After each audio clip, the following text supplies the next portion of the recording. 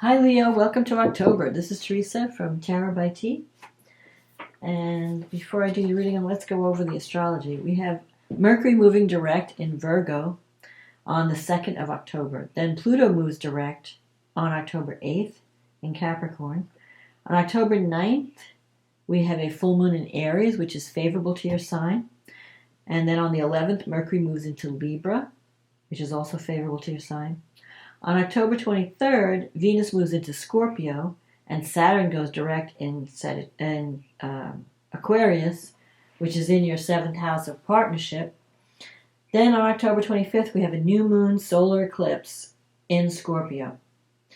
And that's going to affect your home life. So there could be a new beginning coming out of your home and family sector. And then on October 30th, Mars goes retrograde in Gemini, and it will be retrograde until January of next year, and it won't get out of Gemini until March. So we'll talk about that too. That's going to be in your 12th house, and that's a psychological house. We'll talk about that. In the meantime, oh no, not your 12th house, that's your 11th house, I'm sorry. We'll talk about that later. Let's see what the cards say for love and relationships in the month of October. So we have a lot going on this October. We're in eclipse season. And we'll have another one in November. But let's see what the cards say for Leo. What does Leo need to know about love and relationships for the month of October 2022? What's coming up for Leo? What's coming up for Leo in October?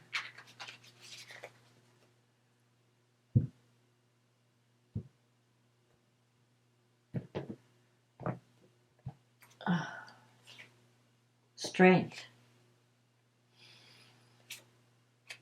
The 9 of Wands. The 8 of Wands. The Ace of Wands. The Temperance card. The Page of Wands. The King of Pentacles. The Queen of Wands. The Two of Swords. And the Three of Cups. And the card at the bottom of the deck is the Ace of Cups. Oh, interesting. You have some new beginnings coming up this month. Okay, so you start the month out with the Strength card crossed by the 9 of Wands. So the Strength card, this could be you, Leo, especially there's this lion. You might be struggling with either anger issues or some kind of psychological, emotional issue this month, where you're learning how to develop self-control. You're learning how to get your needs met without having a major come apart. So maybe in the past, the only way you could get your needs met was to blow up and have a big angry argument. You're learning self-control. The Strength card is about having inner strength, not overreacting to things, not going ballistic, learning how to balance your emotions so you're not going to extremes of emotion. And this has been a struggle with the 9 of Wands. You could have been struggling with something for a long time, and you're kind of weary. You're just tired of the struggle, and you're ready to give up. But the 9 of Wands is saying, don't give up. You're really close to achieving a goal if you just give it that one last push, one last attempt before you give up. Now, sometimes the 9 of Wands can mean something that you thought you had resolved and you put it to bed, becomes an issue again, and you have to deal with it one more time. It's kind of like the last battle before you reach your goal. So don't be concerned if something comes up that you have to deal with again. This time you're going to reach your finish line and you're going to be able to put the burden down. When you reach the 10 of Wands, that's the end of the cycle. So that's when you put the burden down. So you're at the 9 right now. So you're almost there. Just hang in, give it that one last push. A lot of times people give up just when they're about to achieve one of their goals. Because it's the struggle, everything's a struggle. And sometimes the struggle gets hard and you just want to give up. But this is saying don't quit, you're going to make progress. Just keep on. Just give it one more attempt. You have the Eight of Wands here, and the Ace of Wands. I feel, and the Ace of Cups also. So the Eight of Wands is news coming in, sudden energy, things moving. Could be the arrows of love. Sometimes the Eight of Wands could even be like doors opening up for you, career opportunities, because I see this Ace of Wands. That sometimes can represent a new beginning or a new project that comes up that you're really enthusiastic about.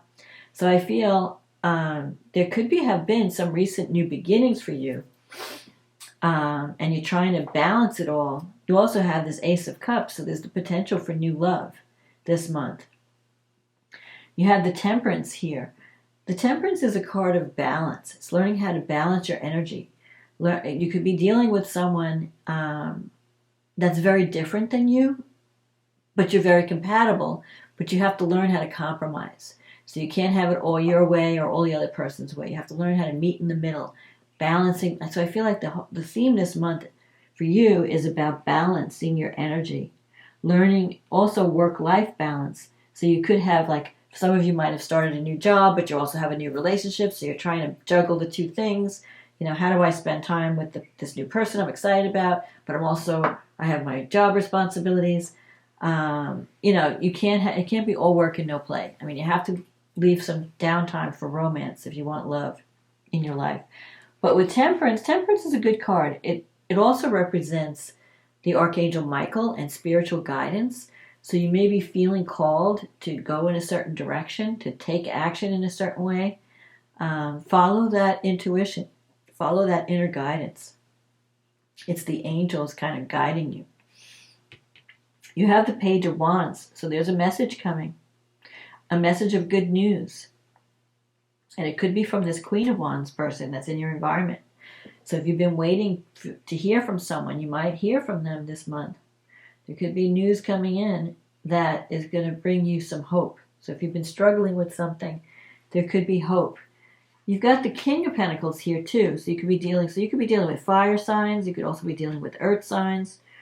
Earth is Taurus, Virgo, Capricorn. Fire is Aries, Leo, Sagittarius. Now this King of Pentacles represents someone who is financially secure.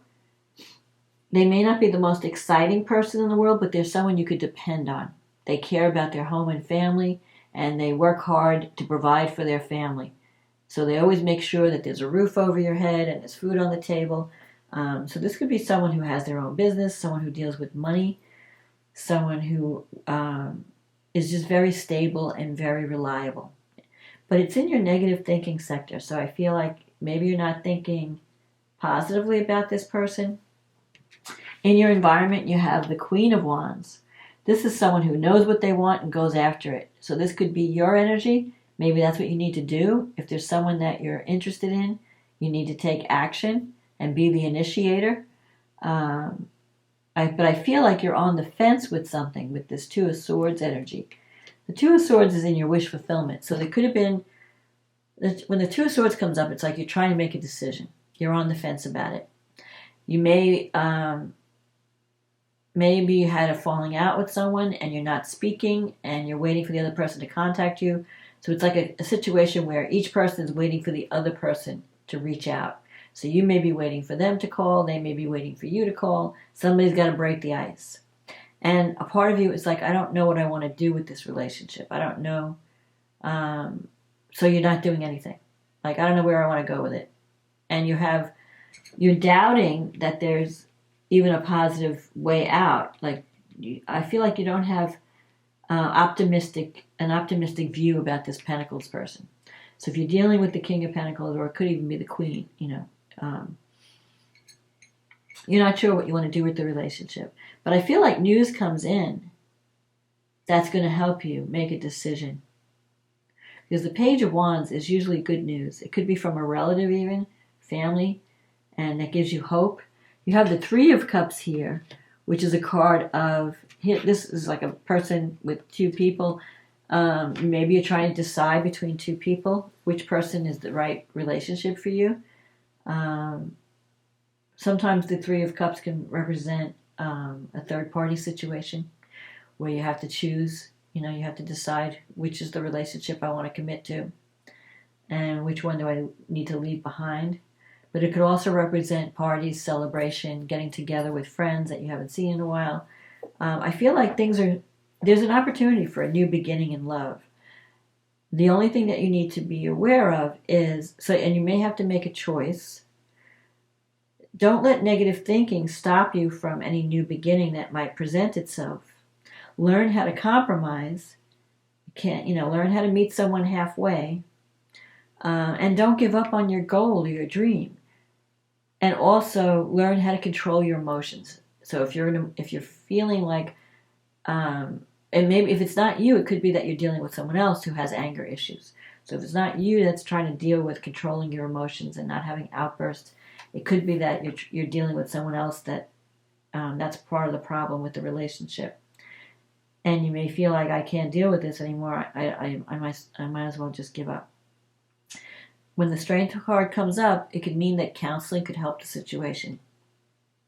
So I would, if you're in a relationship and you're trying to save it, it would be good to try counseling. It might be able to help you learn how to communicate with each other so that you don't have these outbursts, and you could create a more harmonious relationship. But I feel like there's a decision that needs to be made. You're coming into a more social time. There might be some invitations to get out and do things. So you should accept and get out of your rut. You might be in a rut where you're just feeling like life is a struggle. But I feel like new beginnings are going to be on the horizon. So look forward to that new opportunity. Look forward to those messages coming in. And don't be afraid to work on what you need to heal within yourself. And even if you need to talk to a counselor or a good friend, don't be afraid to do that. So let's see what the angels have to say for Leo. What does Leo need to know or hear from the angels? What messages?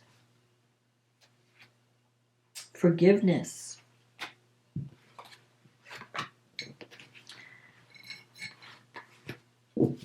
Okay, forgiveness. Whoops. Holding on to a past hurt is preventing you from moving forward and achieving your heart's desires. Let it go. Forgiveness does not mean that you condone another's actions. It simply means that you are no longer willing to be a perpetual victim to a particular person or event. Blame is a waste of your precious energy. Bless and surrender the past, for in doing so, you will reclaim the joy of life. So if there's someone you need to forgive, forgive and move on. Don't be a prisoner of your emotions. So let's see what the astrology has to say, Leo. So you have a full moon in your 9th house. The moon and Chiron are in the 9th, and the sun and Venus are in your 3rd house. So there could be some healing that needs to be done around relatives, people that are at a distance. The moon in the 9th house has to do with long-distance travel, higher education, teaching, learning. And with Chiron there, I feel like and also spirituality. So there could be some wound connected to spirituality or your belief system that's putting you at odds with your family. Because you have the sun and Venus in the 3rd. But you have an opportunity to heal relationships with your siblings. So brother, sister, aunt, uncle. If you have broken away from them because you have a different belief system, this full moon could bring that to the surface, can bring information to the surface, and you could do some healing around that. Venus is also trining Saturn in your 7th house. So there could be communication coming around a relationship, because Saturn in the 7th, you're seeing the reality in a relationship. It's also about commitment, realizing what do I need to do to make this relationship more stable and solid. What are my obligations? What is my part that I need to play? Because when Venus trines Saturn, it can mean forming a relationship that lasts, making a commitment, dealing with someone who's mature, who's ready to go the distance. So you could be connecting with someone or hearing from someone that's wanting more of a commitment in life. And you might have to decide, do I want to commit to this relationship or not? Saturn is in your 7th. It's been squaring Uranus, or Uranus has been squaring Saturn, I don't know, in the 10th. So you might be feeling like, I want to break free from a relationship and go in a different direction. Saturn usually represents restraint and restriction, and Uranus represents freedom. So maybe you want to do something different in your career, and you want to break free of the ties that you feel like some of your obligations that have kept you tied down and, like imprisoned almost. There could be a relationship, and it could be, the 7th house is not just marriage, it's also business partnerships. So maybe a job has become more like a prison sentence than it has been in the past, and you feel like breaking free and going in a different direction, but you're worried about security. Mercury is in Virgo in the 2nd house, and it's trining Pluto in the 6th. So if you're needing, Mercury in the 2nd brings ideas about money and how can I make more money. And with Mercury, it could be through writing, communication, some kind of like social media or marketing project, website. But it could also mean sharing your ideas. So Mercury trine Pluto, there are powerful changes happening in your career, in the way that you're thinking about yourself, your values. Pluto in the 6th is your day-to-day environment at the job if you're working. It could also be health issues. So maybe you're thinking differently about your health and you're willing to make major changes to protect your health. Mars is in your 11th house in Gemini. It's going to be in Gemini until March. So it's really going to focus the energy on friendships and the groups that you belong to, your hopes and dreams. So those are going to be changing. There could be changes around your friendships. You could be making new friends, leaving old friends behind, forming new goals that are important to you. Mars is squaring Neptune, so there could be some issues around money with groups of people that you're associating with. Neptune dissolves whatever it touches. So in one way, Neptune is dissolving the shadow within your life. So if you have any fears around intimacy or your fear of dealing with your demons, because the 8th house is a very psychological house. It's like dealing with the shadow. But it's also dealing with money issues. So if you've never really paid attention to money, what your debts are, what your partner's income, that's what the 8th house is. It's also a house of transformation. So some of your friendships are going to transform in a big way. You're going to see, you might even see the truth about certain friends where you've been not paying attention to things. Maybe someone was not being honest about the money they're making, or there was some financial dealing that you need to be aware of. Because Neptune can bring deception, confusion. And with Mars in your 11th house, you are going to be reevaluating your friendships and your goals. And although now Mars is going to go direct on the 30th of this month, so now's not a time to take action and launch anything. It's more of a time of recalculating and strategizing. So if you have a goal or a dream that you want to achieve, it's a time to think about how can I, let me plan out what I want to do. Let me do all my research, figure out my plan of attack, and then wait till Mars goes direct next year before you launch this new program or this new project that you're thinking about. Because there could be some issues around money that need to be resolved. There might be some things that need to be cleared up, or you might need to look more deeply about any contracts that you're forming at this time. Especially because Mercury is opposing Neptune, and there could be some confusion in communication. And you want to make sure that you understand everything you're signing up for, that you have you're reading all the details, especially since Mercury's been retrograde and it's only just going direct. So don't sign on the dotted line till you check everything with a fine-tooth comb. Then we have the solar eclipse in Scorpio, and that's happening, and that's a powerful new beginning that will influence you from now until the next 6 months, till the next eclipse in the spring. And it's happening in your 4th house, and Venus is also there. So there could be a new beginning where you have new love coming into your life. Somebody might be moving in. You might be moving in with someone. There could also be a change in your home, and you're trying to beautify your home. You're moving into a more beautiful home, or you're fixing up your home to make it more beautiful. A solar eclipse can sometimes mean eclipses a male figure from your life. So there could be an ending and a new beginning at the same time. So one thing ends, one thing begins. Now this eclipse is squaring Pluto in the 6th. So there could be some changes around work or even health that make it, that change, that have to affect your home. So either you're busy at work, things are changing at work, there's big transformation, or even your health. You need to take better care of your health and start a new health regimen. But it's going to affect your, there could be some tension between the people that you share your home with and the people you work with.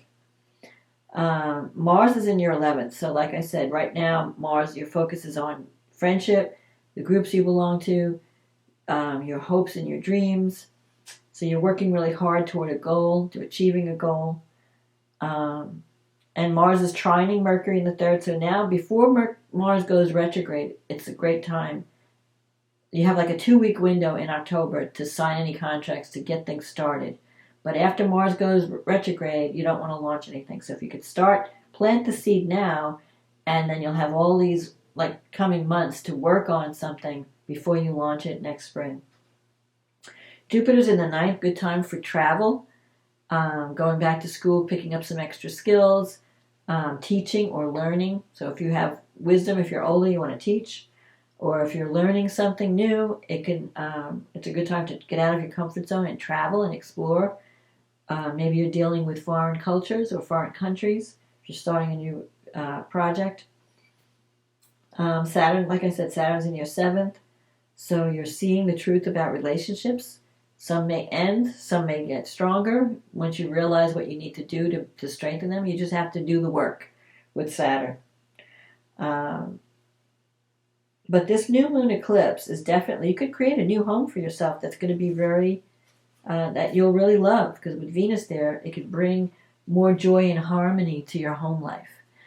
But it may be that something, happens suddenly and you have to suddenly take action, because eclipses are like sudden things, come out of the blue, like sudden endings, sudden new beginnings, situations changing quickly, and you have to make a decision.